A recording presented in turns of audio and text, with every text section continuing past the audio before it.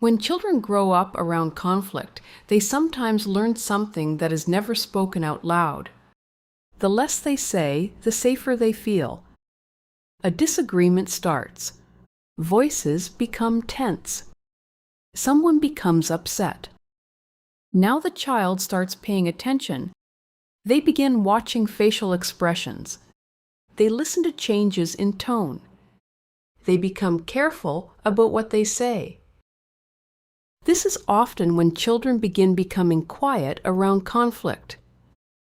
The silence starts feeling safer than participation. The child may stop sharing opinions. They may stop asking questions. They may stop expressing what they need. The body may begin feeling tense before conflict even starts. Now, the child is not simply listening to the conversation. They are trying to avoid becoming part of it. What this often does is teach the child that emotional safety comes from staying small, staying careful, and staying quiet. Over time, this can create something called emotional adaptation. In simple terms, the child begins adjusting their behavior to the emotional environment around them. They learn which topics feel risky.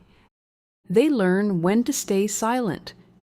And they learn how to avoid drawing attention to themselves. Some children become emotionally cautious. Some become people pleasers. Some become so quiet that their own needs slowly disappear into the background. This can become a very normal survival response for children. If this happens once, it may simply be a difficult moment. But when it repeats, children can begin adapting around the pattern. Some people describe this as a narcissistic family pattern when it happens repeatedly. Not because every conflict is narcissistic, but because the child slowly learns that feeling safe depends on keeping other people calm. Over time, this pattern can continue into adulthood. Many adults still become quiet during conflict without fully understanding why. They may struggle to express disagreement. They may feel anxious about speaking honestly. They may automatically silence themselves before anyone asks them to. You may recognize this feeling from your own childhood. In healthy homes, children do not have to become quiet to feel emotionally safe. Healthy emotional environments allow children to speak, ask questions, and express themselves without fearing emotional consequences. What felt like a personality trait may have actually been emotional adaptation. And your emotional reactions may make more sense than you realized. Understanding the pattern can help you realize this was a learned survival response, not a personal weakness.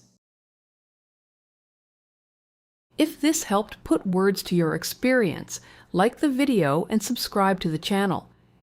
This channel exists to help you recognize narcissistic and manipulative patterns, calmly, clearly, and without blame, so you can understand what's happening and trust yourself again.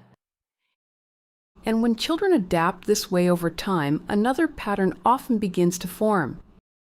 In the next video, we're going to explain why they make the child walk on eggshells and how that pattern can shape emotional behavior over time. Click here to watch.